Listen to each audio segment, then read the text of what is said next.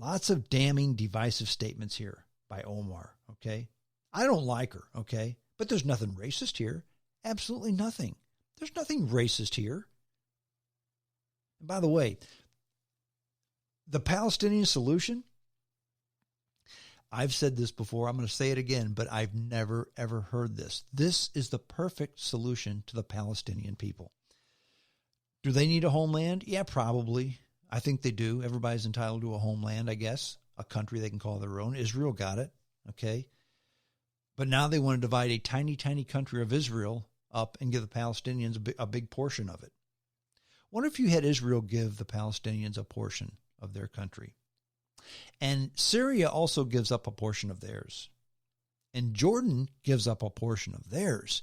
Now they've got something they can actually call a country, just not a couple of neighborhoods over on the West Bank and a couple more on the Gaza Strip surrounded by, or separated by Israel, okay?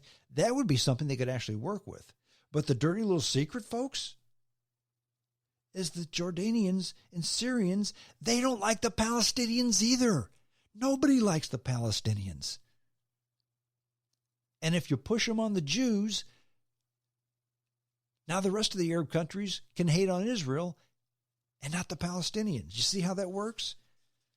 The Syrians and the Jordanians aren't going to give anything to the Palestinians. They're just not, because they don't like them either.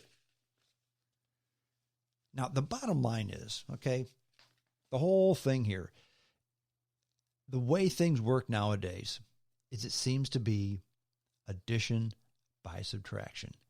That's the way politics are played today. Trump won in 2012 because he was the anti-hero who was going to make America great again. He was going to drain the swamp.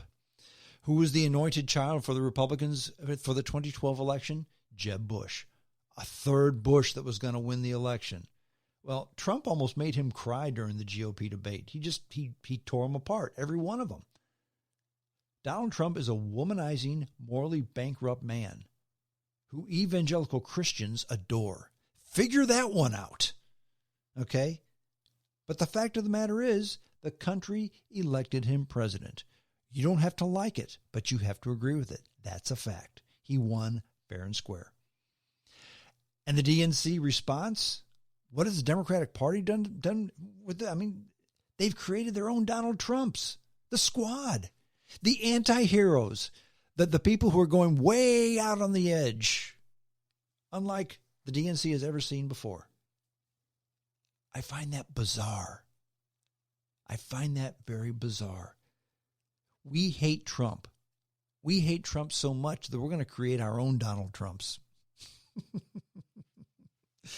It's bizarre. Dr. Cornel West, he's a Harvard and Yale educated man. He's a professor at Harvard right now.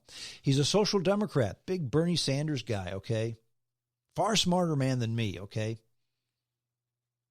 But he's in lockstep with the strong man when it comes to the solution on how to fix the country's problems. Now, philosophically, I have very little in common with Dr. Cornel West. But the solution to his problem is the same as my solution, which just means it shows you that people from both ends of the spectrums can find common ground. Dr. Cornel West says that there is no law that can fix this problem we have in this country. The social injustice, the income inequality, the racism or perceived racism. No laws can fix this problem. The problem will not be fixed until people themselves just decide to do the right thing. I've said that for years. Dr. Cornel West does too. Again, two men from totally different perspectives, totally different mindsets, both agree that people have to do the right thing before the problem is solved. Now, to bring my point home, to really drive it home, I'm going to leave you with two other quotations, okay? And I'm going to paraphrase these because they're very long quotations, and I'm just going to go ahead and paraphrase because it's a whole lot easier. The first quotation says, "Don't be fast to condemn because there was a time when you didn't know what you know today."